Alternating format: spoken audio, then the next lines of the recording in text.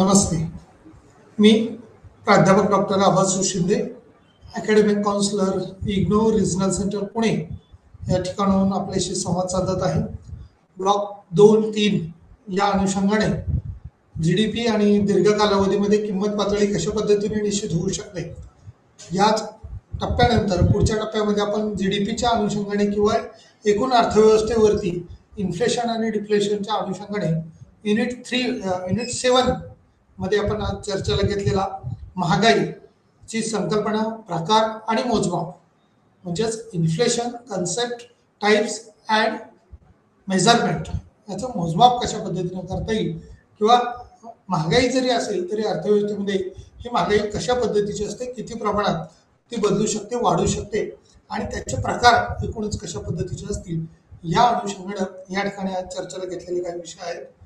किंमत पातळीचे मोजमाप करताना किंवा निर्देशांक क्रमांकाची व्याख्या, एकूणच आपण महागाई या संदर्भात आपण चर्चा करताना या टॉपिकमध्ये किंवा या युनिटमध्ये येणारा भाग हा अत्यंत महत्त्वाचा किंवा दैनंदिन जीवनामध्ये अर्थव्यवस्थेमध्ये आपण पाहत असताना वर्तमानपत्रामध्ये नेहमी हा महागाई भडकली किंवा महागाई वाढली किंवा एकूणच अर्थव्यवस्थेवर या महागाईचा कशा पद्धतीने परिणाम होईल किंवा न होईल आणि झाला तर तो किती प्रमाणात होईल, अशा अनुषंगाने महागाईची संकल्पना किंवा त्याचा प्रकार या अनुषंगाने आपल्याला या टॉपिकमध्ये किंवा या युनिटमध्ये आपल्याला बारकाईने त्या बाबी पाहावयाच्या आहेत. इंट्रोडक्टरी पार्टमध्ये किंवा त्या संदर्भातली बेसिक माहिती घ्यायची आहे. त्याचबरोबर किंमत पातळीचे मोजमाप किंवा मेजरमेंट ऑफ प्राइस लेवल जे आहे ती कशा पद्धतीने आहे, निर्देशांक क्रमांकाची व्याख्या किंवा मेजरमेंट ऑफ प्राइस लेवल, निर्देशांक क्रमांकाचे प्रकार किंवा डेफिनेशन ऑफ इंडेक्स नंबर किती आहे, महागाई परिभाषित किंवा टाइप्स ऑफ इंडेक्स नंबर हा किती असू शकतो, त्याचबरोबर त्यातले महागाईमध्ये मध्यम प्रकारची चलनवाढ असेल का, इन्फ्लेशन डेफिनेशनमध्ये टाइप्स ऑफ इन्फ्लेशन आणि या टाइप्स ऑफ इन्फ्लेशनमध्ये मॉडरेट इन्फ्लेशन ज्याला मध्यम चलनवाढ किंवा मध्यम स्वरूपाची भाववाढ असं म्हटलं जातं, त्याचबरोबर सरपटणारी भाववाढ असे महागाई किंवा भाववाढ असू शकेल का, म्हणजे गॅलोपिंग इन्फ्लेशन असं म्हटलं जातं त्याला, अति महागाई हायपर इन्फ्लेशन जे आहे ती कशा पद्धतीची असेल, मंदी स्टॅगफ्लेशन जे आहे ती कशा पद्धतीने आहे, डिफ्लेक्शन किंवा डिफ्लेक्शनच्या अनुषंगाने असणारी स्थिती कशा पद्धतीने आहे, कोर महागाई किंवा कोर इन्फ्लेशन जो आहे तो रेशो कशा पद्धतीने आहे, दॅट्स कन्क्लुजन पार्टकडे त्यानंतर येत आहोत आपण. त्याचबरोबर किंमत पातळीचे मोजमाप किंवा निर्देशांक क्रमांकाची व्याख्या जी दिलेली आहे त्याच अनुषंगाने काही भाग या ठिकाणी महत्त्वाचे आहेत. निर्देशांकामध्ये एकूणाचा मोजमाप कशा पद्धतीने करता येऊ शकतं त्या अनुषंगाने त्याच्यातला भाग दिलेला असेल. त्याचबरोबर याची मिळणारी आपल्याला फलश्रुती किंवा ऑब्जेक्टिव्हच्या अनुषंगाने आपण म्हणूया महागाईची संकल्पना स्पष्ट करण्याबरोबरच महागाई कशी मोजली जाते ते स्पष्ट करता येऊ शकतं का, महागाई मोजण्यासाठी विविध प्रकारच्या किंमत निर्देशांकामध्ये फरक करता येऊ शकतो का आणि महागाईचे प्रकार हे आपल्याला या चॅप्टरच्या अनुषंगाने या युनिटमध्ये आपल्याला माहिती होणार आहे. एकूणच जागतिक पातळीवरची असणारी स्थिती ही कशा पद्धतीची आहे, एकूण अर्थव्यवस्थेचा आता जर आपण पाहिलं तर जागतिक पातळीवर 2 देशाचे युद्ध सुरू असताना एकूण जागतिक अर्थव्यवस्थेवर देखील त्याचा परिणाम काही प्रमाणात आता आपण म्हणूया की सुरुवात होईल की काय किंवा झालेला आपल्याला दिसून येतं, कारण त्या देशाकडून होणारी आयात निर्यात याच्यावर प्रामुख्याने परिणाम होत असतो.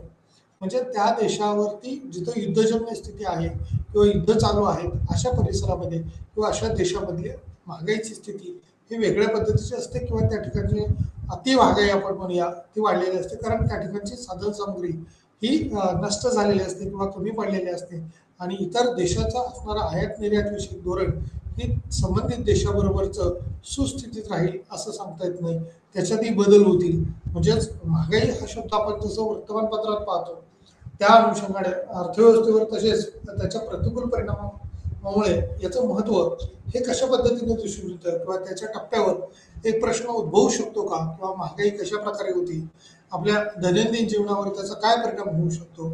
महागाई ही सोप्या शब्दात किंवा विविध वस्तूंच्या किमतीमध्ये ही सतत होणारी वाढ, जसं आपण व्हेजिटेबल्स आपण म्हणूया पालेभाज्या किंवा भाजीपाल्यामध्ये होणारी वाढ, त्याचबरोबर एकूणच टप्प्याटप्प्याने आपण म्हणूया अन्नधान्य असतील किंवा इतर वस्तूंच्या संदर्भात मग इंडस्ट्रियल गुड्स असतील किंवा सर्व्हिस सेक्टरमधल्या काही बाबी सेवा असतील, या सेवांच्या किमती हे कशा पद्धतीने वाढतायत किंवा किती टप्प्यात वाढतायत. एखादी वस्तू 10 रुपयाची असेल आणि ते वेगाने वाढून अगदी 100 रुपयापर्यंत झाली किंवा 10 रुपयावरून ते 20 रुपयापर्यंत वाढलेले असेल किंवा 10 रुपयावरून ते 11 रुपये एवढीच वाढलेली असेल, या टप्प्यांना देखील महत्त्व असतं. म्हणजे एकूणच अर्थव्यवस्थेमध्ये या अनुषंगाने रांगती भाववाढ असेल, मध्यम स्वरूपाची भाववाढ ही अपेक्षित आहे. कारण इन्फ्लेशन रेशो जो आहे तो 10% इन्क्रीज होईल असं इंडियामध्ये किंवा भारतामध्ये आपण गृहीत धरलेलं आहे. आणि या गृहीतकाच्या अनुषंगाने 10% जर भाववाढ झाली तर निश्चितपणे अर्थव्यवस्था सुस्थितीत किंवा सुरळीत चालू राहू शकते. अर्थातच या संदर्भातल्या होणाऱ्या वाढी हे किती प्रमाणात कशा पद्धतीनं असू शकतील. महागाई ही सोप्या शब्दात वस्तूच्या किमतीमध्ये सतत होणारी वाढ किंवा वस्तूच्या किमती कशा पद्धतीने वाढलेल्या आहेत, सेवा किंवा पैशाच्या उत्पन्नातील त्याची पातळी कशा पद्धतीने वाढू शकते. एक कुटुंब एका गटाचा वापर करते आणि दिलेल्या किमतीच्या पातळीवर वस्तूची महागाई वाढल्याने किमतीत वाढ होते, तर पैशाच्या उत्पन्नाच्या समान पातळीसह या ठिकाणची वाढ ही देखील जाणवू शकते. म्हणजे खर्च होऊ शकतो किंवा पूर्वी वापरल्या जाणाऱ्या वस्तूची संख्या ही वैकल्पिकरित्या राखण्यासाठी पूर्वीच्या वस्तू किंवा उपभोगाच्या पातळीनुसार या कुटुंबाकडे आता अधिक असणे ही जास्त गरजेचं आहे किंवा आवश्यक बाब आहे. उत्पन्न प्रवाह जेवढा जास्त असेल त्या प्रमाणात इन्फ्लेशन रेशो सुद्धा वाढू शकतो. कारण जेवढं उत्पन्न असेल तेवढ्या वस्तूंची बाजारपेठेतली मागणी ही वाढत असते आणि वाढत्या उत्पन्नानुसार वाढती मागणी ही स्वाभाविक आहे. परंतु काही कालावधीनंतर या जास्तीच्या उत्पन्नातून जेवढ्याला बचतीचा मार्ग सुरू होईल किंवा सेव्हिंग केलेलं असेल त्यावेळेला मात्र या मागणीवरती आपोआप नियंत्रण आलेलं असेल. त्यामुळे मंदीकडे अर्थव्यवस्था पुन्हा संकट होण्याची शक्यता असते. कारण काही ठराविक टप्प्यानंतर काही ठराविक उत्पन्नापर्यंत व्यक्तीची मागणी ही वाढलेली असते आणि नंतर ती मागणी कमी कमी होण्याची शक्यता निश्चितपणे असते. कारण अर्थव्यवस्था आपण पाहतो तेजी मंदी या दोन अवस्था ज्या आहेत त्या अल्टरनेट स्वरूपात येणाऱ्या असतात. काही कालावधीनंतर त्या बदलणाऱ्या दिसून येतात. त्यामुळे महागाई हा शब्द आपण दैनंदिन जीवनामध्ये जरी आपल्याला वापरासाठी किंवा पाहताना वर्तमानपत्रामध्ये असेल किंवा मीडियामध्ये हा वापरलेला आपण दिसून येतो. समजा कांद्याच्या बाबतीत नेहमी असं म्हटलं जातं भारतात की कांद्याची किमती अतिवेगाने वाढतात. म्हणजे अगदी कांदा आपण म्हणूया 20 रुपये किलो असतो तो 200 रुपये किलोपर्यंत पण जातो. टोमॅटोच्या किमतीमध्ये देखील अशा पद्धतीनं प्रचंड वाढ होत असते. कारण त्या प्रमाणात उत्पादन असेलच असं होत नाही किंवा त्या अनुषंगाने उत्पादन वाढ ही घडेल किंवा किती प्रमाणात घडेल हे सांगणं किंवा ते उत्पादन आपण जसं म्हणूया शेती हा घटक निसर्गावर अवलंबून आहे किंवा निसर्गाचा साथ चांगली मिळाली म्हणजे पाऊस चांगला पडला, क्लायमेट वातावरण चांगलं राहिलं तर निश्चितपणे चांगलं किंवा भरीव उत्पादन हे निघत असतं ॲग्रिकल्चर गुड्सच्या अनुषंगाने. इंडस्ट्रियल गुड्समध्ये हे इतर परिस्थिती कारणीभूत असते किंवा त्या ठिकाणची इतर परिस्थितीत जर बदल झाला तर औद्योगिक वस्तूच्या मागणीत पुरवठ्यात तशा पद्धतीने बदल होईल. महागाई ही सोप्या शब्दात किंवा विविध वस्तूच्या किमतीमध्ये ही सतत होणारी वाढ असेल किंवा सेवा असेल त्या अनुषंगाने पैशाच्या उत्पन्नाची पातळी असेल यात किती बदल होते. एक कुटुंब एका गटाचा वापर करते आणि दिलेल्या किमतीच्या पातळीवर वस्तूची महागाई ही वाढल्याने किमतीत वाढ होते तर पैशाच्या उत्पन्नाच्या समान पातळीसह त्या अनुषंगाने असणारे कमी खर्च किंवा त्या ठिकाणची दिसणारी पातळी ही देखील आपल्याला निदर्शनास येऊ शकते. त्यामुळे पूर्वी वापरल्या जाणाऱ्या वस्तूची संख्या ही वैकल्पिकरित्या राखण्यासाठी पूर्वीच्या उपभोगाच्या पातळीनुसार या कुटुंबाकडे आता अधिक पैसे असणे आवश्यक आहे. त्याचबरोबर या उत्पन्न रेशोमध्ये दर महिन्याला 1च्या 25 युनिट्सवर उपभोगाची पातळी राखण्यासाठी घरगुती मासिक उत्पन्न रुपये असणे आवश्यक आहे. 125 अशा प्रकारे आपण महागाईसह पाहतो किंवा 1 पैशाचे युनिट हे पूर्वीच्या तुलनेत कमी प्रमाणात वस्तू खरेदी करते आणि दुसऱ्या शब्दात की चलनवाढीसह पैशाची क्रयशक्ती ही देखील कमी झालेली असते. म्हणजे या ठिकाणी 2-3 शब्द फार महत्त्वाचे आहेत की महागाई जी आहे ती कशा पद्धतीने वाढते किंवा पूर्वीचे युनिट समजा एखादी वस्तूची किंमत आज आपण असं म्हणूया की एखादा TV आहे समजा खरेदी करावायचा आहे किंवा एखादा मोबाईल खरेदी करावायचा आहे. तो मोबाईल जर आज आपण आहे त्या उत्पन्नाचा विचार करता आपली जी काही कपॅसिटी आपण म्हणूया त्या अनुषंगाने आपण समजा 10,000 रुपयाचा खरेदी करू शकत असेल तर आज ज्या लेवलचा किंवा ज्या पद्धतीचा मोबाईल 10,000 रुपयाला मिळेल तोच भविष्यात 10,000 रुपयाला मिळेल असं होत नाही. किंवा टी व्हीच्या बद्दल असेल किंवा इतर वस्तूच्या संदर्भात असेल त्या वस्तूच्या किमती ह्या वाढलेल्या असतात. मग तशाच पद्धतीनं 10,000 रुपयाचं व्हॅल्यू ही तेवढ्या प्रमाणात वाढलेलं नसतं तर 10,000 रुपयाचं व्हॅल्यू हे आणखी कमी झालेलं असतं. म्हणजे 10,000 रुपयाची वस्तू समजा भविष्यात त्या वस्तूची किंमत वाढलेली असेल 15,000 रुपये झालेली असेल तर आजचा उपभोगासाठी किंवा वापरासाठी घेतलेली आपण एखादी वस्तू या आज आपण जर घेतली किंवा त्या कालावधीत जर आपण घेतली तर त्याची किंमत ही त्या आहेत त्या स्थितीला आपल्याला मिळू शकते आणि भविष्यात त्याची अपेक्षित आपण विचार करत असाल त्यावेळेला त्या किमतीत हा बदल झालेला आपल्याला दिसून येईल. म्हणजे वाढत्या किमती जर असेल तर ती वस्तू ही तेवढ्याला मिळणार नाही, त्याला अधिकचे आपल्याला उत्पन्न द्यावे लागेल. म्हणजे निश्चितपणे आपल्याला या ठिकाणी महागाई वाढलेली दिसेल. एका पैशाचे युनिट किंवा पूर्वीच्या तुलनेत कमी प्रमाणात वस्तूची खरेदी ही करावी लागेल. म्हणजे जर 10,000ची वस्तू 15,000 रुपयाला झाली तर आपल्याला तेवढे युनिट किंवा तेवढे घटक हे आपल्याला मिळणार नाही. जसं की आपण म्हणूया 20 रुपये किलो कांदे असतील त्या आपण किलोच्या रेटनुसार 20 रुपयात आज आपण कांदे खरेदी करू शकतो. तर याच विरुद्ध समजा 40 रुपये किलो कांदे झाले तर आपल्याला कांद्याची खरेदी ही आपल्याकडे जर 20 रुपये असतील तर अर्ध युनिट म्हणजेच अर्धाच किलो कांदे आपल्याला खरेदी करावे लागतील. एखाद्या वस्तूची किंमत ही वाढलेली असताना तेवढेचे तेवढे युनिट आपल्याला खरेदी करणं शक्य होत नाही. त्यामुळे अशा युनिटच्या अनुषंगाने आपल्याला मागणी ही घटलेली दिसते. एका पैशाचे युनिट हे पूर्वीच्या तुलनेत हे कमी प्रमाणात असू शकतं किंवा वस्तू खरेदी करतं. दुसऱ्या शब्दात चलनवाढीसह पैशाची क्रयशक्ती ही कमी झाली या संज्ञेशी आपण परिचित आहोत. त्याच अनुषंगाने किंमत पातळी दोघांमध्ये काय फरक आहे आणि कसे मोजू शकते किंवा किंमत पातळी हे कोणत्या पद्धतीच्या असू शकते त्या अनुषंगाने म्हणता येईल. ज्यांची उत्तरे हे आपण वर्तमानपत्रात देण्याचा प्रयत्न करत आहोत किंवा त्या अनुषंगाने त्याची प्राईस लेवल जे आहे ते म्हणजे सकाळ पेपर वगैरे जर पाहिला आपण किंवा टाइम्स ऑफ इंडिया सारखे पेपर जर पाहिले तर मार्केट रेट काही एरियाचे काही उत्पादनांचे हे दिलेले आपल्याला दिसतात.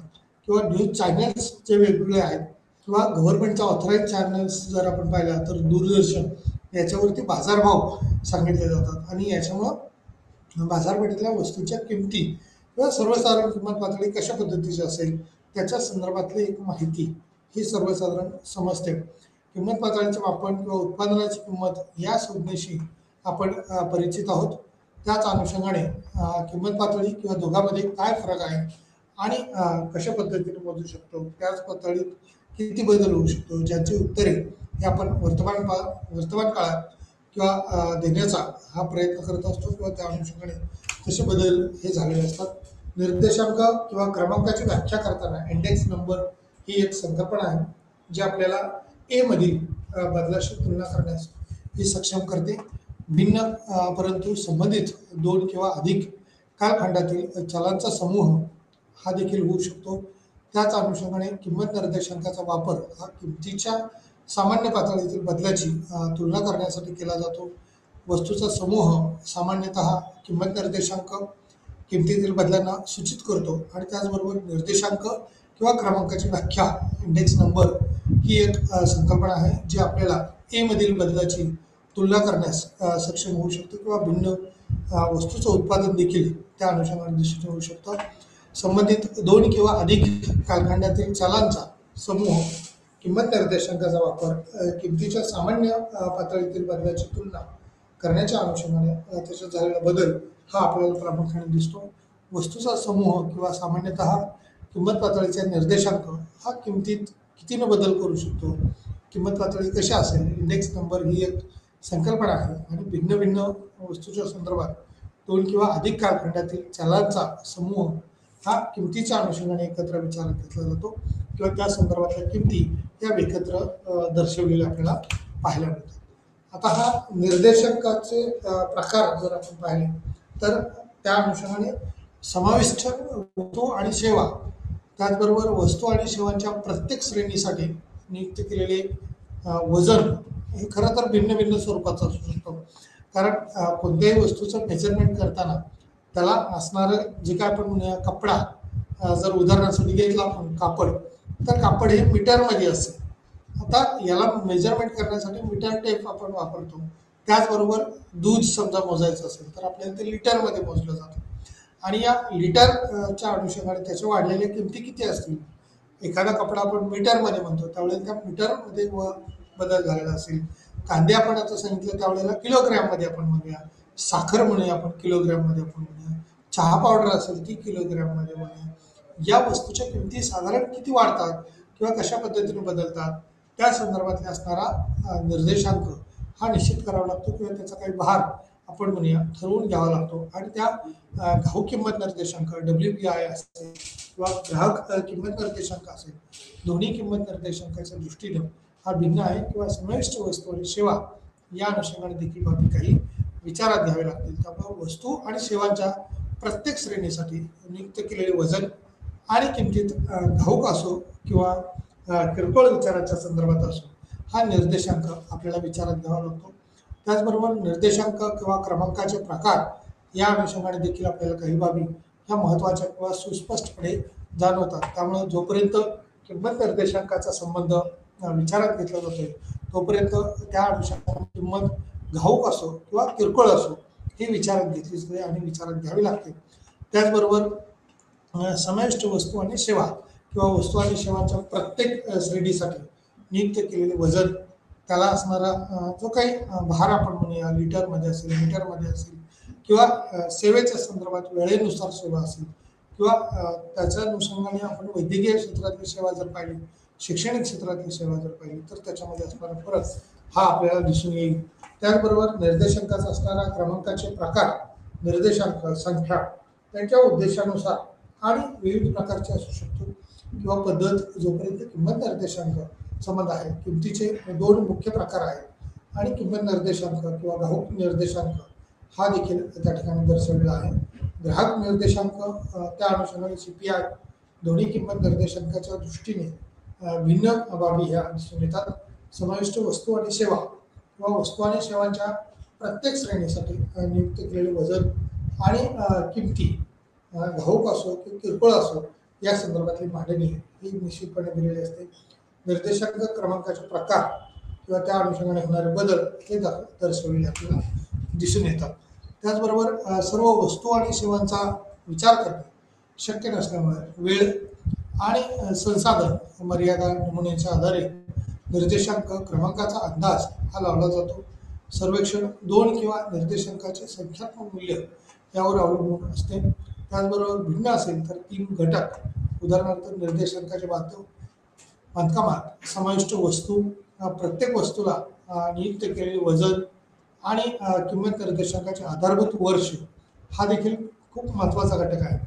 कारण की आधारभूत किमती म्हणजे 2000 आपण म्हणूया 13-14च्या किमती हा आधारभूत घटक जर विचारात घेतला जातो त्यावेळेला 2013-14 या वर्षी असणाऱ्या किमती आणि सध्याच्या कालावधीमध्ये असणाऱ्या किमती याचा विचार करता मग त्याच्या कम्पॅरेटिव्ह दरवर्षी किती किमती वाढत आहेत, म्हणजे 15-16ला किती किंमत असेल, 17-18ला किती किंमत असेल, 21-22ला किती किंमत असेल आणि या किमतीत झालेला बदल जो आहे तो प्रकर्षाने त्या ठिकाणी जाणवेल. त्यामुळे ते एक आधारभूत वर्ष पूर्वी 2006 हे आधारभूत वर्ष किंवा 5-6 हे आधारभूत वर्ष विचारात घेतलं जातं. त्यानंतर 13-14 हे आधारभूत वर्ष विचारात घेतलं आणि सध्या आपण पाहतो की त्या अनुषंगाने वाढलेल्या किमती हे किती वाढलेले आहेत त्याचा विचार केला जातो. वस्तू आणि सेवांचा विचार करणे हे शक्य नसल्यामुळे वेळ आणि संसाधन मर्यादा किंवा नमुन्याच्या आधारे निर्देशांक क्रमांकाचा अंदाज हा लावला जातो. सर्वेक्षण 2 किंमत निर्देशांकाचे संख्यात्मक मूल्य यावर अवलंबून भिन्न असेल 3 घटक त्या ठिकाणी विचारात घेतलेले आहेत.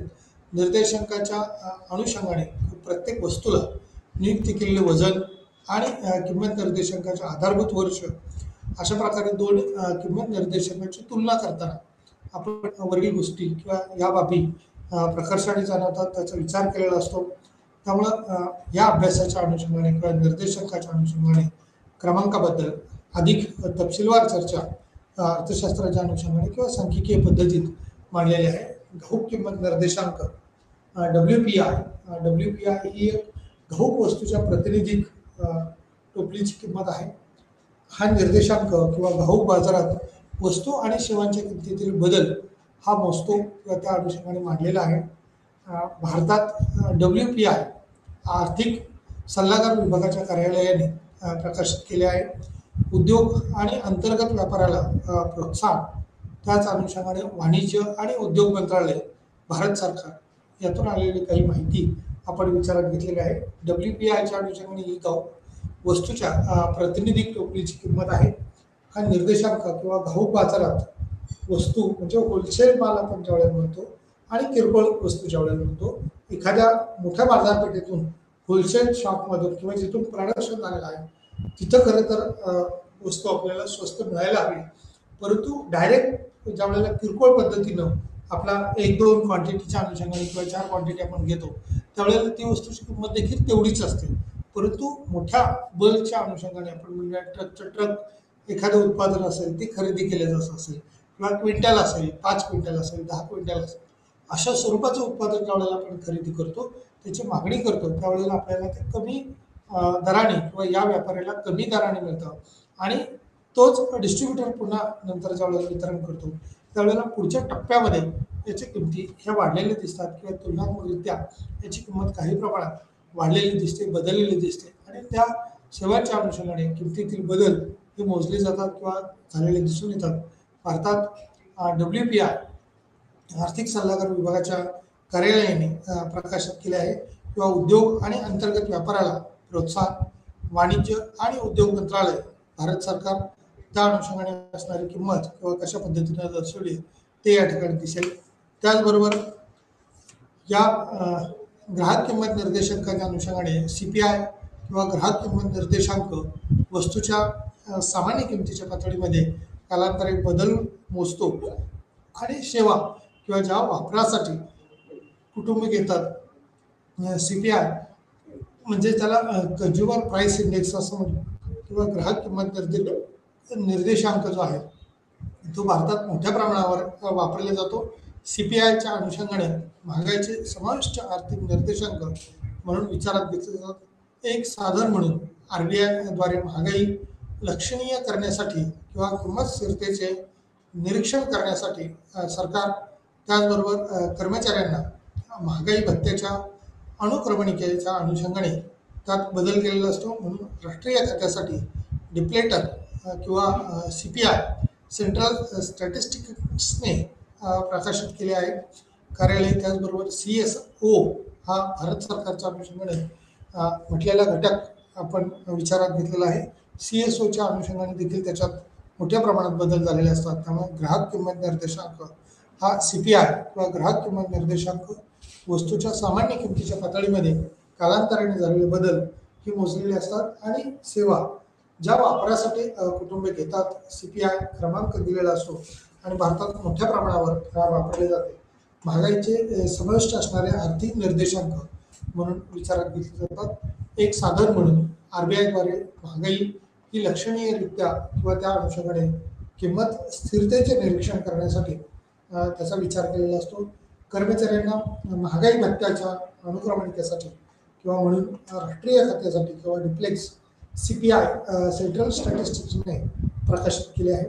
त्याचबरोबर कार्यालय किंवा CSO भारत सरकारच्या अनुषंगाने याची माहिती ही निश्चितपणे दिलेली असते. महागाई परिभाषित किंवा किमती आणि किंमत पातळीची पार्श्वभूमी ही विचारात घेऊन किंवा लक्षात घेऊन आम्ही याच्या अनुषंगाने किंवा महागाईची व्याख्या ही दिलेली असते. आधी उल्लेख केला आहे की महागाईची व्याख्या करताना ही सतत वाढ म्हणजे महागाई ही सतत किंवा दरवर्षी आपण म्हणूया काही प्रमाणात वाढली पाहिजे किंवा त्या प्रमाणात वाढत जाणे हे अपेक्षित आहे आणि त्याची वाढ ही सामान्य पातळीमध्ये सतत वाढ होण्याची प्रवृत्ती ही निदर्शनास येते किंवा वाढलेली असून येते. त्याचबरोबर या सतत वाढ किंवा सामान्य पातळीमध्ये सतत वाढ होण्याची प्रवृत्ती किमती सतत होणं हे विशेषण लक्षात घ्यावे लागेल. कारण किमतीची पातळी आज वर जाते किंवा आपण उद्या घसरते, मग याचा अर्थ असा की चलनवाढ होत नाही आणि परंतु किमतीमध्ये फक्त अल्पकालीन चढ उतार होऊ शकतात. सामान्यतः किंमत पातळी ही संज्ञा देखील तितकीच महत्त्वाची आहे. कारण प्राईस लेवल आपण कोणत्या वेळेची विचारात घेतलेली आहे, कशा पद्धतीने विचारात घेतलेली आहे, त्या अनुषंगाने याच्यातला भाग हा महत्त्वाचा ठरू शकतो. किंमत पातळी ही संज्ञा देखील तितकीच महत्त्वाची आहे. किमतीची पातळी आज जर विचारात घेता घसरलेली असते किंवा वाढलेली असते, चलनवाढ होत नाही, परंतु किमतीमध्ये फक्त अल्पकालीन चढ उतार होऊ शकतात. सामान्यतः किंमत पातळी ही संज्ञा देखील तितकीच महत्त्वाची आहे. महागाई परिभाषित किमती आणि किंमत पातळीची पार्श्वभूमी लक्षात घेऊन विचारात घेऊन त्या संदर्भातली आर्थिक तरतूद ही विचारात घेतली जाते. महागाईची व्याख्या ही उल्लेखित केली आहे किंवा महागाईची व्याख्या करताना सतत वाढ किंवा च्या अनुषंगाने पातळीमध्ये सतत वाढ होण्याची प्रवृत्ती आहे. किमती सतत बदललेल्या दिसतात, हे विशेषण लक्षात घ्यावे लागेल. कारण किमतीची पातळी आजवर जाते किंवा त्या अनुषंगाने त्याच्यात झालेले बदल हे देखील तितकेच महत्त्वाचे ठरतील. परंतु घसरलेली स्थिती किंवा एकूण झालेले बदल हे कशा पद्धतीने असतील, सामान्य किंमत पातळी ही संज्ञा कशा पद्धतीची आहे, महागाईचे प्रकार काय आहेत, चलनवाढीच्या तीव्रतेच्या आधारावर किंमत किंवा किमतीचा प्रवेग दराच्या आधारावर त्याचा विचार केलेला असेल. चलनवाढीचे 3 वेगवेगळ्या प्रकारामध्ये विभागून करू शकते किंवा केले जाऊ शकते. उदाहरणार्थ मध्यम, सरपटणारे आणि अतिमहागाई. मध्यम कालावधीमध्ये म्हणजे सर्वसाधारण स्थितीत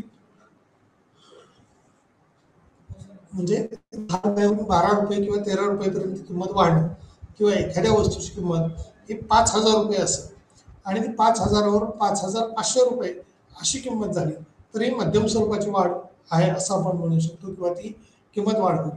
पण 5,000वरून अगदीच 5,100 रुपये एवढीच किंमत वाढली तर त्याला सरपटणारे किंवा अति कमी भाववाढ आपण म्हणू शकतो किंवा महागाई असं म्हणू शकतो. अति महागाई म्हणजे या ठिकाणी 5,000ची वस्तू होती 7,000ला होणं किंवा 8,000ला होणं, त्या ठिकाणी त्याचा वेग हा वेग जास्त असतो.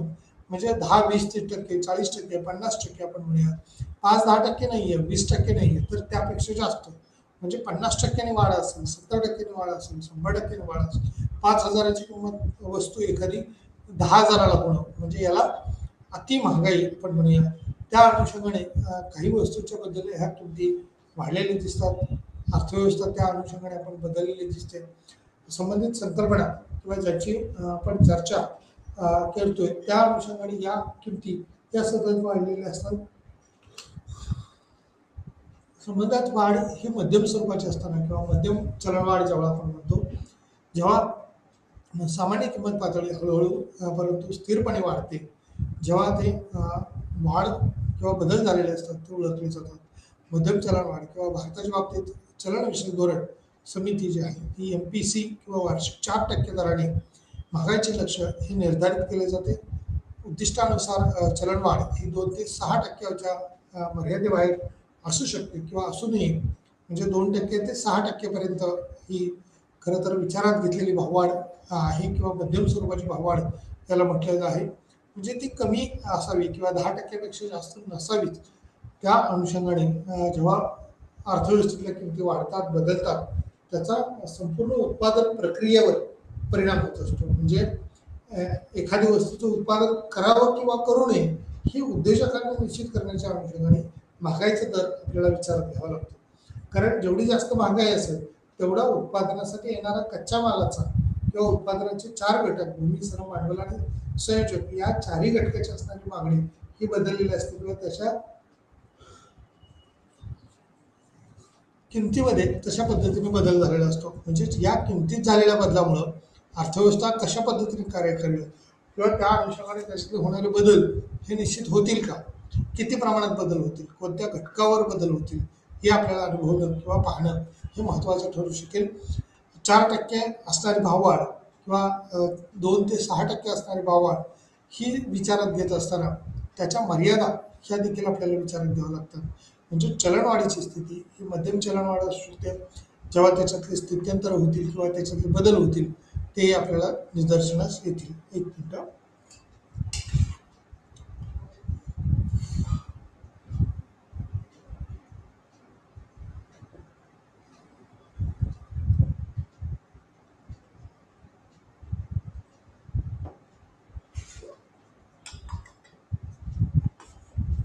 जेव्हा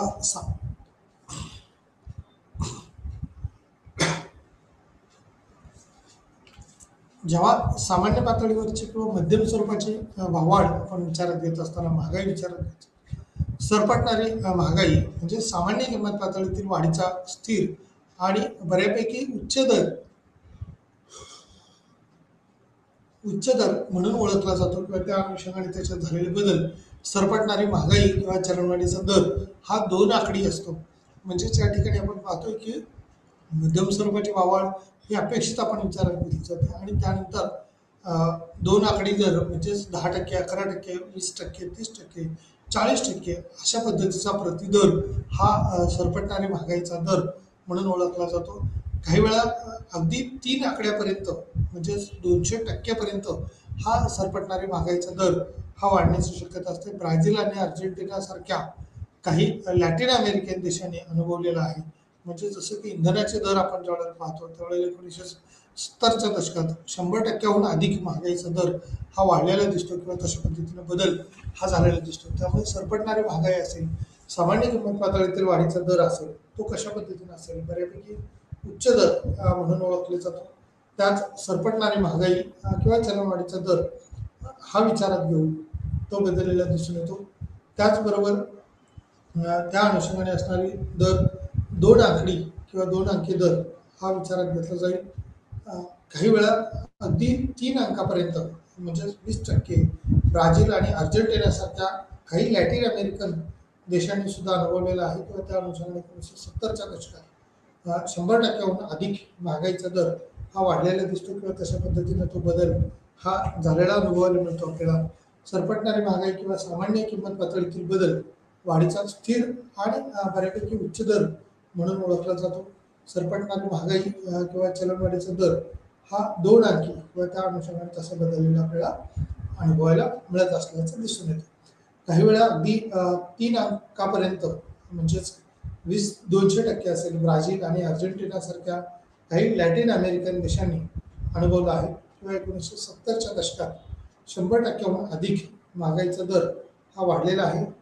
त्याच पार्श्वभूमीवरती आता आपण पाहतो की जागतिक जसं की पहिलं युद्ध जसं झालं, दुसरं महायुद्ध असेल किंवा तिसरं महायुद्ध होईल की काय, ते महागाईच्या संदर्भात, किमतीच्या संदर्भात, भाववाढीच्या संदर्भात झालेलं आपल्याला अनुभवायला मिळू शकतं. कारण प्रचंड वेगाने महागाई वाढत चाललेली आहे. ती किमती, एखाद्या वस्तूच्या किमती ह्या प्रचंड वेगाने वाढलेल्या आहेत.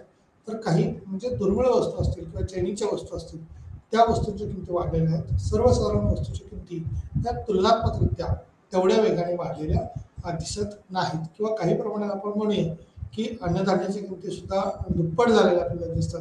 जे 20 रुपये किलो गहू मिळत होते ते आता 40 रुपये किलो महाराष्ट्रासारख्या राज्याचा जर विचार केला तर तिथं मिळतात. परंतु महाराष्ट्रातलं एकूणच गव्हाचं उत्पादन जर पाहिलं तर तुलनात्मकरित्या आपल्यामुळे महाराष्ट्राकडं गहू हा इतर राज्यातून म्हणजे अगदी पंजाब असेल, पश्चिम पंजाबसारख्या राज्याकडून आयात करावा लागतो. पंजाब, हरियाणा या राज्यातून आपल्याला गहू महाराष्ट्रामध्ये आयात करावा लागतो. म्हणजे हे अंतर्गत देशपातळीचा विचार करता देशांतर्गत आयात निर्यात ही झालेली दिसून येते. त्याचबरोबर आंतरराष्ट्रीय पातळीवरचा विचार करता एक देश दुसऱ्या देशाकडून किंवा तिसरा देश, चौथा देश, इतर देशाकडून आपण आयात निर्यात ही ॲग्रिकल्चर गुड्सची, शेतीमालाची आहे. त्याचबरोबर उद्योगधंद्यातल्या कच्च्या मालाच्या संदर्भात असेल, कंपन्यांच्या स्पेअर पार्ट्स असतील त्याची आयात निर्यात आपण करत असतो. त्यामुळं या अनुषंगाने झालेले बदल हे देखील आपल्याला निश्चितपणे जाणवतात. त्याच अनुषंगाने वेगवेगळ्या उत्पन्न वाढीच्या अनुषंगाने झालेले बदल हे अनुभवायला मिळते. सामान्यतः किंमत पातळीतील बदल किंवा वाढीचा वेग हा स्थिर आहे का, बऱ्यापैकी उच्च दर हा कशा पद्धतीने आहे, वाढलेला आहे. त्यात सरपटणारी महागाई असेल किंवा चलनवाढीचा दर हा दोन अंकी किंवा तो कशा पद्धतीने किती प्रमाणात वाढतो तो देखील पाहायला मिळून येतो. काही वेळा अगदी 3 अंकापर्यंत महागाईचा दर हा वाढलेला दिसून येतो. याच 3 अंकापर्यंत झालेले दर किंवा अर्जेंटिनासारख्या काही लॅटिन अमेरिकन देशांनी अनुभवलेलं होतं किंवा 1970च्या दशकात 100%हून अधिक महागाई ही वाढलेली दिसून येते. त्याचबरोबर अतिमहागाई किंवा हायपर इन्फ्लेशन रेशो जो आहे तो कशा पद्धतीने बदलतो, किती प्रमाणात बदलतो, या परिस्थितीच्या अनुषंगाने झालेले बदल ही देखील आपल्याला प्रकर्षाने जाणवते. अतिमहागाईमध्ये ही परिस्थिती विशेष करून महागाईचा दर हा खूप जास्त असतो. किंवा पैशाचे मूल्य हे वेगाने कमी होतं. म्हणजे एखाद्या वस्तूला आपण म्हणूया की जी 10,000 रुपयाला मिळाली होती, परंतु तिची किंमत आता 50,000 रुपये झालेली आहे. म्हणजे 10,000ला त्याच्यात व्हॅल्यूच नाही. ती वस्तूची काही हिस्सा, अगदी छोटासा हिस्सा त्याच्यातला मिळू शकेल, ती पूर्ण मिळणार नाही. म्हणजे जमिनीच्या किमती 2,00,000 रुपयाला एकर, गुंठा अशा पद्धतीने आता पूर्वी एकर म्हटलं जायचं, आता गुंठा म्हटलं जातं. म्हणजे अतिशय छोटासा भाग त्याच्यातला मिळू शकतो. म्हणजे अति महागाई आता आपण जे आहे त्याला सामोरं जातोय. म्हणजे याच्यातली सरपटणाऱ्या महागाईच्या अनुषंगाने विचार करतात किंवा काही उत्पादनात वस्तूच्या बद्दल म्हणजे 10,000 रुपयांनी सोनं पूर्वी मिळत होतं, पण आता तेच सोनं आपण 60,000 70,000 या रेशोमध्ये म्हणजे 6-7 पटीनं 10 पटीनं वाढलेली दिसून येते. त्यामुळे अति महागाई किंवा हायपर इन्फ्लेशन ही जी संकल्पना आहे त्या अनुषंगाने महागाईचा दर हा खूप वाढलेला दिसतो किंवा त्या पटीत खरं तर बदल झालेले दिसतात. महागाईचा दर हा खूप जास्त असतो. त्या अनुषंगाने पैशाचे मूल्य हे वेगाने कमी होते. अशा परिस्थितीचा साधारण विचार करता कुटुंबे त्यांचे स्थानिक चलन कमी करता साधारणपणे ते एक वाढ होणं किंवा ज्या अर्थव्यवस्थेला युद्ध आहे त्याच परिस्थितीच्या अनुषंगाने सामाजिक राजकीय उलथापालथ किंवा इतर गोष्टीचा समान विचार करता संकट किंवा परिस्थिती त्या अनुषंगाने होणारा बदल हा अपेक्षित आहे. त्यामुळे वित्तीय तूट वाढते आणि सरकारला त्यासाठी वित्त पुरवठा करावा लागतो. कारण महागाई जास्त होईल त्यावेळेला सरकारकडून आर्थिक तरतूद आपण म्हणूया की पैसा गोठवण्याचं काम हे केलं जातं आणि जिथं शक्य नसेल तिथं उत्पादन हे जसं की आपण स्वस्त धान्य दुकानाच्या मार्फत अन्नधान्य पुरवठा करणं असेल किंवा इतर वस्तूंचं वितरण करणं असेल, मग शिधापत्रिकाच्या अनुषंगाने आपण म्हणूया किंवा रेशन कार्डच्या अनुषंगाने जसं आपण म्हणतो, त्याचबरोबर आधार कार्डचा देखील वापर करून त्या ठिकाणी उत्पन्न रेशो बदल केले जातील किंवा उत्पन्नाच्या अनुषंगाने त्याला सोयीसुविधा कशा पद्धतीने देता येईल. महाराष्ट्रामध्ये आपण पाहतो घरांच्या संदर्भात इंदिरा आवास योजना किंवा केंद्र पुरस्कृत रोजगार हमी योजना, नॅशनल गॅरंटी स्कीम जी आहे ती कशा पद्धतीने राबवली जाते किंवा त्याच्यातून रोजगार पुरवता येतील का. अति महागाईच्या काळात यावरती विशेष भर दिला जातो आणि त्यातून महागाई नियंत्रित करण्याच्या अनुषंगाने जर लोकांकडे उत्पन्न असेल तर ते उत्पन्न कसं वाढवता येईल आणि अतिउत्पन्न असेल तर त्याच्यातून टॅक्स स्वरूपात किंवा कर आकारणी करून कर रूपाने उत्पन्न ते काढून घेतलं जातं किंवा गोळा करून घेतलं जातं. आणि उत्पन्न एकदा का कमी झालं अर्थव्यवस्थेतनं तर ऑटोमॅटिकली महागाई नियंत्रित येते. परंतु जास्तही जर नियंत्रित केली तर त्याचा विपरीत परिणाम होण्याची शक्यता असते. त्यामध्ये विशेष करून उत्पन्न जर कमी राहिलं लोकांकडं किंवा पैसा कमी असेल तर अर्थव्यवस्थेतल्या उत्पादनांची मागणी घटते आणि ही घटलेल्या मागणीमुळं एकूण अर्थव्यवस्थेवर होणारा विपरीत परिणाम हा अनुभवायला मिळतो. त्यामुळं एकूणच रोजगाराच्या संधी कमी होतील, मागणी कमी होईल, मागणी कमी झाल्यामुळेच रोजगार कमी होईल, रोजगार कमी झाल्यामुळेच भांडवलाची मागणी संयोजक करणार नाहीत आणि एकूणच उत्पादन जे आहे ते तेवढ्या प्रमाणात होऊ शकणार नाही किंवा तशा पद्धतीनं त्याच्यातले होणारे बदल हे झालेले दिसणार नाहीत. पैशाचे मूल्य हे वेगाने कमी होते.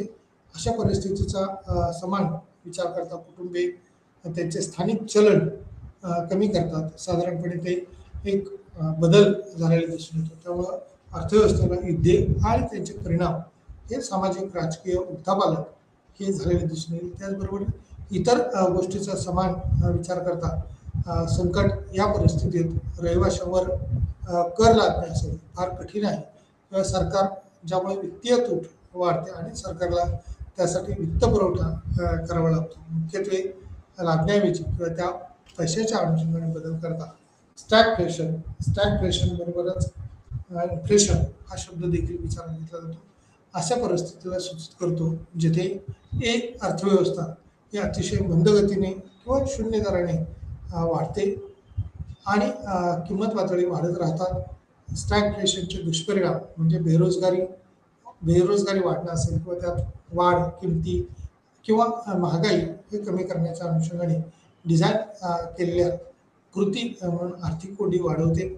महागाई बेरोजगारी वाढू शकते आणि उलट त्या दरम्यान त्याचे प्रकार किंवा 1970च्या दशकात जेव्हा कच्च्या तेलाची किमती या त्या अनुषंगाने वाढलेल्या असतात किंवा प्रचंड पद्धतीनं 70चं जर पाहिलं तर जागतिक मंदीची स्थिती होती म्हणजे नाट्यमयरित्या जी वाढ आपण म्हटलं जातं तेव्हा तीक्ष्ण महागाई वाढली आणि विकसित अर्थव्यवस्थेवर त्याचा मोठ्या प्रमाणावर खरं तर परिणाम झाला आणि विकसनशील किंवा अल्पविकसित देश जे होते त्या अनुषंगाने सुद्धा मंदीची स्थिती जी आहे ती वेगळी वेगळी झालेली आपल्याला दिसून येते किंवा त्याच्यातले झालेले बदल हे जाणवत असतात.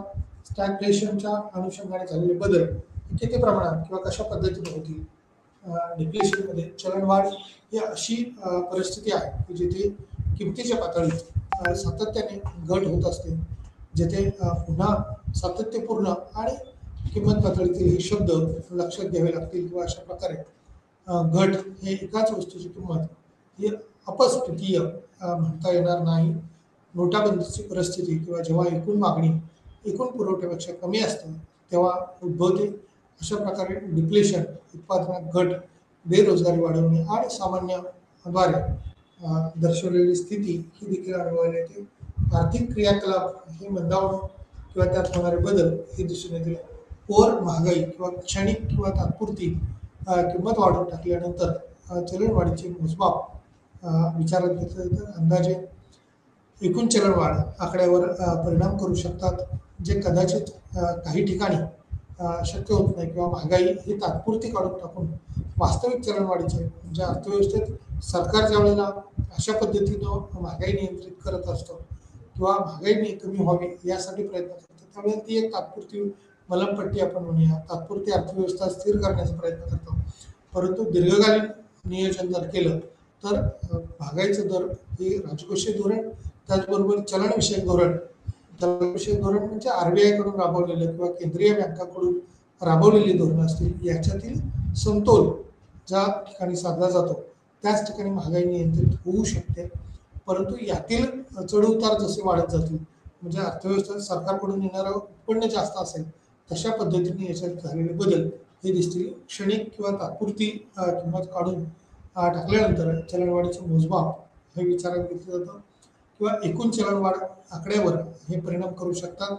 जसे की कदाचित वास्तविक महागाई अशी जुळून ही शक्ती किंवा त्या अनुषंगाने बदल होऊ शकतात.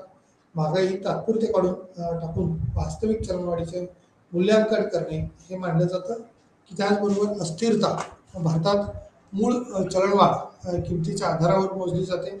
अन्न उत्पादने वगळून उत्पादित उत्पादनामध्ये वाढ ही झालेली दिसते.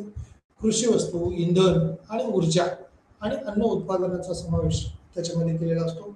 त्याचबरोबर क्षणिक किंवा तात्पुरती किंमत काढून टाकल्यानंतर चलनवाढीचे मोजमाप हे विचारात घेतलं जातं. त्याच अनुषंगाने होणारे बदल हे देखील महागाई कशा पद्धतीने नियंत्रित करता येईल किंवा एकूण उत्पादनाला मागणी कशी वाढू शकेल या दृष्टीनं तेलाच्या किमती प्रामुख्याने, मग कृषी उत्पादनं असतील, इंधनाच्या किमती असतील, ऊर्जा असेल, अन्न उत्पादनाचा समावेश असेल या संदर्भातला होणारा विचार हा विचारात घ्यावा लागतो. त्यामुळे कोर महागाई कशा पद्धतीने वाढू शकते, किती वाढू शकते हे या अनुषंगाने सांगितलेला भाग आपल्याला दिसून येते. याच्यातला ओव्हरऑल जो भाग आहे तो कशा पद्धतीने येऊ शकतो किंवा आढावा स्वरूपात आपण म्हणूया एकूण स्थिती काय असू शकते ते आपण बघूया 2 मिनिटाच्या अनुषंगाने.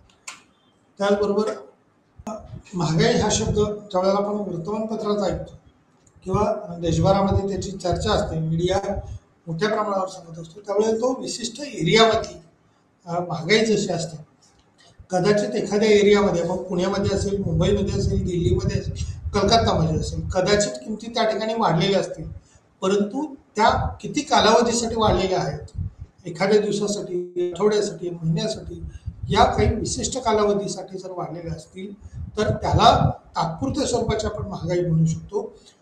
सर्वच ठिकाणी जर किमती वाढलेल्या असतील तर एकूण उत्पादन जे तयार झालेलं आहे त्याचा पुरवठा हा अल्प प्रमाणात बाजारपेठेत आहे का, जर सर्वच ठिकाणी वाढत असेल किमती तर उत्पादक हे आपला पुरवठा मोठ्या प्रमाणात विक्रीला काढतात, परंतु उत्पादकाकडेही तशा पद्धतीचा पुरवठा नसेल किंवा अपेक्षित उत्पन्न त्यांना मिळण्यासाठी अपेक्षित किंमत मिळत नसेल तर उत्पादन विक्रीला काढले जात नाही.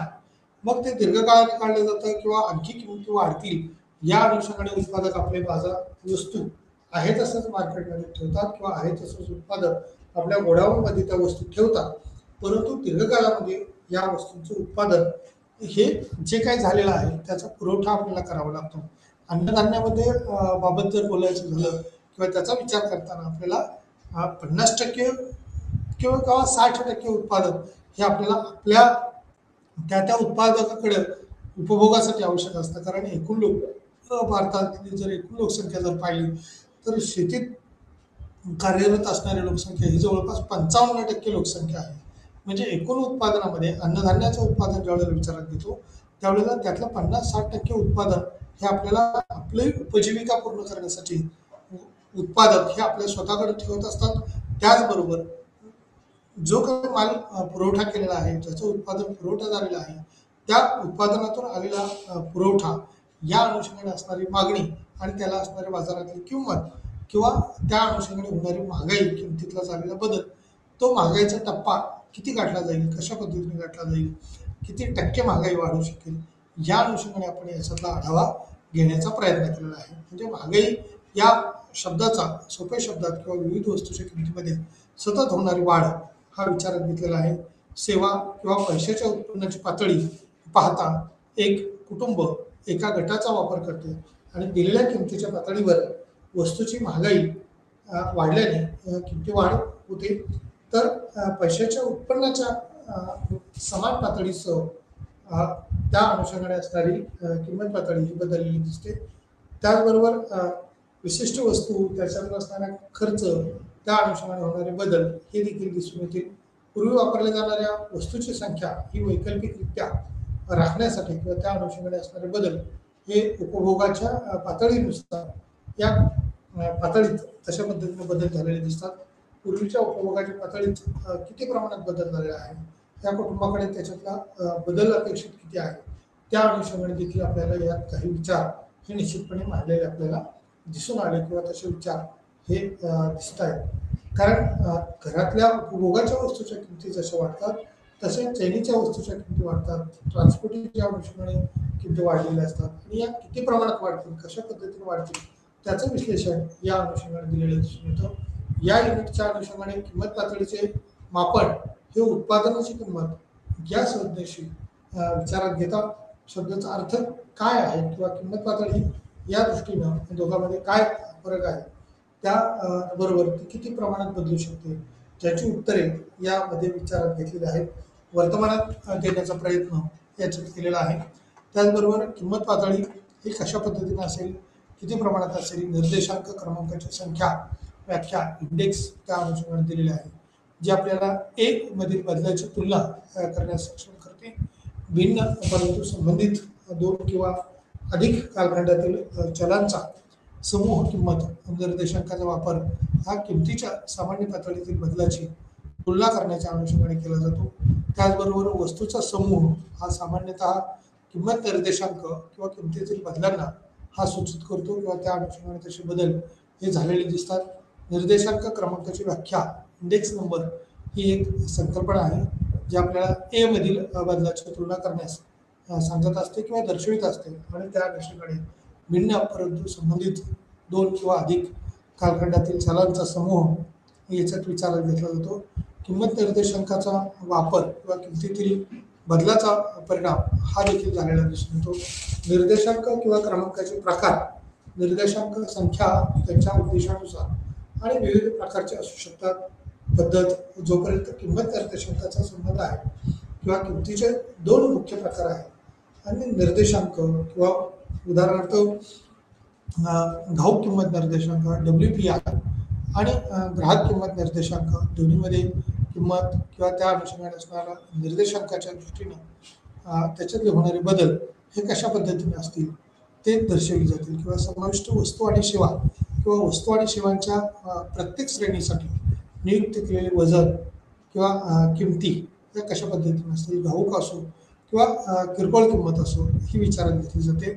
त्याच अनुषंगाने याच्यातला जो भाग सांगितलेला आहे, सर्व वस्तू आणि सेवांचा विचार करणे हे शक्य नसल्यामुळे वेळ किंवा संसाधन याची मर्यादा आहे आणि नमुन्याच्या आधारावरती काही क्रमांकाच्या आधारावरती आपल्याला अंदाज घ्यावा लागतो.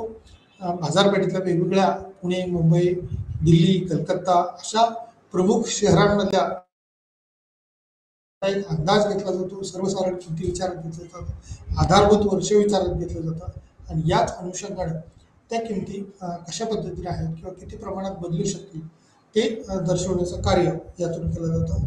निर्देशांकाच्या किंवा बांधकामात समाविष्ट वस्तू, प्रत्येक वस्तूला नियुक्त केलेले वजन, किंमत निर्देशांकाच्या आधारभूत वर्ष, अशा प्रकारे दोन किंमत निर्देशांकाची तुलना करताना आपण घटक किंवा नंतर अभ्यासक्रमात निर्देशांक क्रमांकाबद्दल अधिक तपशीलवार चर्चा त्या अनुषंगाने म्हटलेली आहे.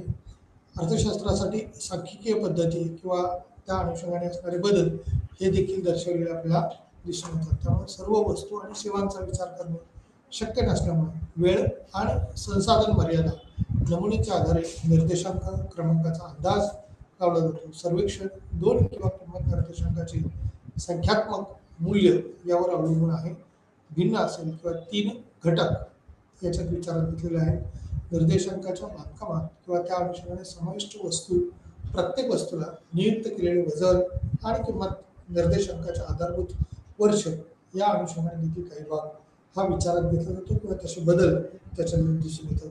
दोन किंमत निर्देशांकाची तुलना करताना आपण वरील गोष्टी विचारात घेतल्या आहेत किंवा घटक आणि त्या अनुषंगाने असणाऱ्या अभ्यासक्रमात निर्देशांक किंवा क्रमांकाबद्दल अधिक तपशीलवार चर्चा, माहिती त्या अनुषंगाने घेतलेली आपल्याला दिसून येते. त्याचबरोबर निर्देशांकाच्या त्या पद्धतीत किंवा किंमत निर्देशांकाचे आधारभूत वर्ष हे देखील विचारात घेतलेलं आहे. ते किती असेल, कशा पद्धतीने असेल. घाऊक किंमत निर्देशांक म्हणजे काय? WPI हा होलसेल निर्देशांक असतो. म्हणजेच वस्तूच्या प्रातिनिधिक टोपलीची किंमत आहे हा निर्देशांक घाऊक बाजारात वस्तू आणि सेवांच्या किमतीतील बदल मोजत असतो.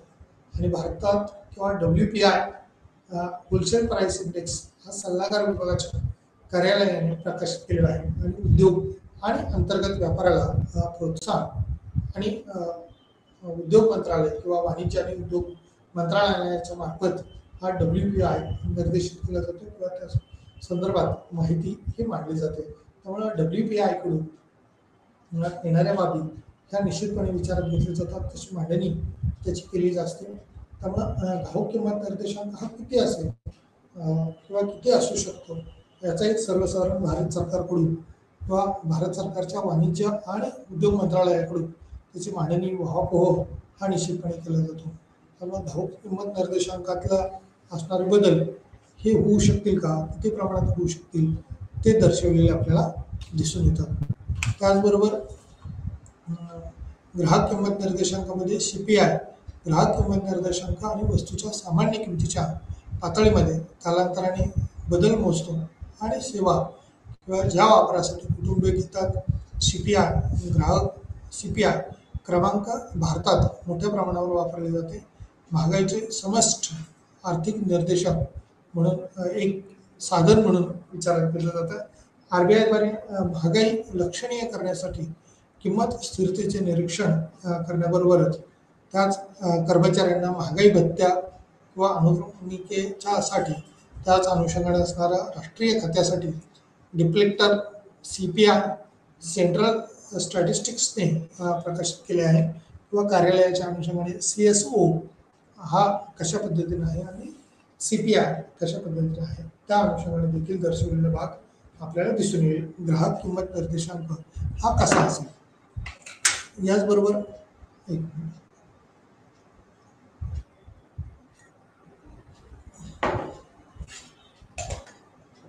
ग्राहक किंमत निर्देशांक वस्तूच्या सामान्य किमतीच्या पातळीमध्ये कालांतराने बदल मोजतो आणि सेवा वस्तूच्या वापरासाठी कुटुंबे किंवा CPI क्रमांक घेतात. भारतात मोठ्या प्रमाणावर वापरले जाते. महागाईचे समष्ट आर्थिक निर्देशांक म्हणून एक साधन आहे किंवा RBI द्वारे महागाई लक्षणीयरित्या जी वाढलेली असते ती नियंत्रित केली जाते. किंमत स्थिरतेकडे निरीक्षणासाठी पाठवलं जातं. त्याचबरोबर कर्मचाऱ्यांना महागाई भत्त्याच्या अनुक्रमणिकेच्या अनुषंगाने म्हणून राष्ट्रीय खात्यासाठी डिप्लेक्टर CPI सेंट्रल स्टॅटिस्टिक्सने प्रकाशित केले आहे. कार्यालय किंवा CSOच्या अनुषंगाने कशा पद्धतीनं दर्शवली जाईल किंवा महागाई परिभाषित केली जाईल किमती आणि किंमत पातळीची पार्श्वभूमी ही लक्षात घेऊन विचार केला जातो किंवा महागाईची व्याख्या करताना त्यातला भाग विचारात घेतला जातो, उल्लेख केला आहे. आणि महागाईची व्याख्या किंवा सतत वाढ किंवा सामान्य पातळीमध्ये सतत वाढ होण्याची प्रवृत्ती दिसून येईल. किमती या किती प्रमाणात वाढतील, कशा पद्धतीने वाढतील त्या विचारात घेतल्या जातात. किमतीची पातळी आज वर जी आहे, मग याचा चलनवाढीवर कसा परिणाम होऊ शकतो.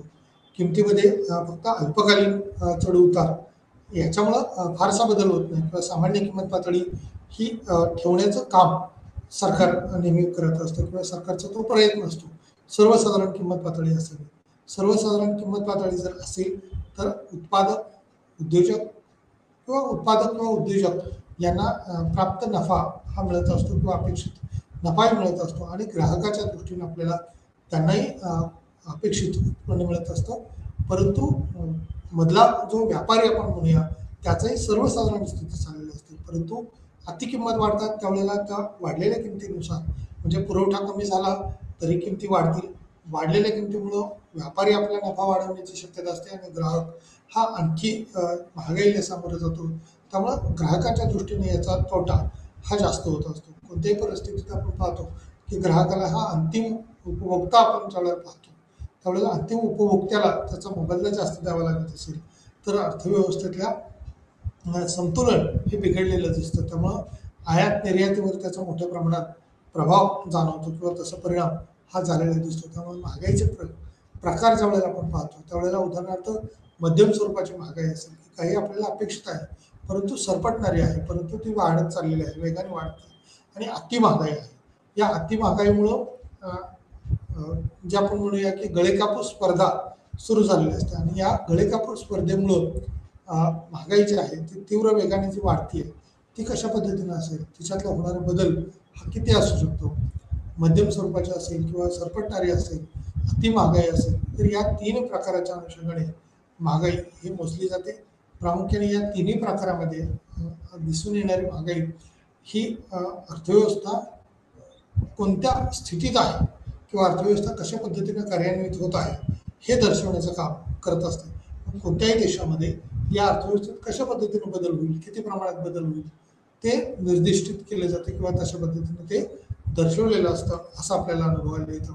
या महागाईच्याच अनुषंगाने विचार करता मध्यम स्वरूपाची जी महागाई असते तिच्यामध्ये 2 ते 6% वाढ ही अपेक्षित असते. म्हणजे कोणत्याही वस्तूच्या किमती ह्या 2 ते 6% दराने वाढाव्यात असा एक सर्वसाधारणपणे आधारभूत वर्षाचा विचार करता विचारात घेतलेला आधार आहे. त्याचबरोबर हा 2 ते 6% ऐवजी जी वाढ जी आहे ते आणखी किती वाढू शकते किंवा कशा पद्धतीने वाढू शकते का, तर ते देखील होऊ शकतं किंवा त्या अनुषंगाने सरपटणारी महागाई आहे जी 2 आकडी स्वरूपाची वाढ अपेक्षित असते. कधी कधी 3 आकड्यापर्यंत जाण्याची शक्यता देखील असते. त्यामुळे सरपटणारी महागाई याच्यात देखील सरकारवर त्यावेळेला सावधानतेचा इशारा असतो किंवा आरबीआयच्या अनुषंगाने देखील बाजारातल्या किमती या नियंत्रित करण्याच्या दृष्टीने महत्त्वाच्या असतात. काही संकटकालीन परिस्थिती ज्यावेळेला 72चा दुष्काळ आपण म्हणतो त्याच्या आधी 1970 जर पाहिलं तर 100%हून अधिक महागाईचा दर हा वाढलेला असतो. म्हणजे त्याच्या पटीत जास्त वेगाने महागाई ही वाढलेली आपल्याला दिसून येते. त्याच्या अनुषंगाने अति महागाई असेल, मंदी असेल, ही स्थिती कशा पद्धतीने बदलत गेली किंवा किती प्रमाणात महागाईच्या किमतीच्या पातळीत ही सतत होणारी वाढ आहे. जेव्हा किमतीत वाढ होते तेव्हा त्याच्या एकूण पैशाच्या क्रयशक्तीत घट झालेली असते आणि म्हणूनच त्याच्या किमतीत भिन्न भिन्न स्वरूपात हे बदल केले जातात. गंभीर स्वरूपात उद्भवणारे बदल या अर्थव्यवस्थेत आर्थिक संकट किंवा महागाईच्या बहुतेक खर्चाची तीव्रता ही हायपरफ्लेक्स दर्शवणारे आपल्याला दिसून येते. अशा पद्धतीने या ठिकाणी आपण महागाई या संदर्भातली माहिती आज घेण्याचा युनिट 7 मध्ये प्रयत्न केलेला आहे. या ठिकाणी आपण थांबूया. Thank you so much. धन्यवाद.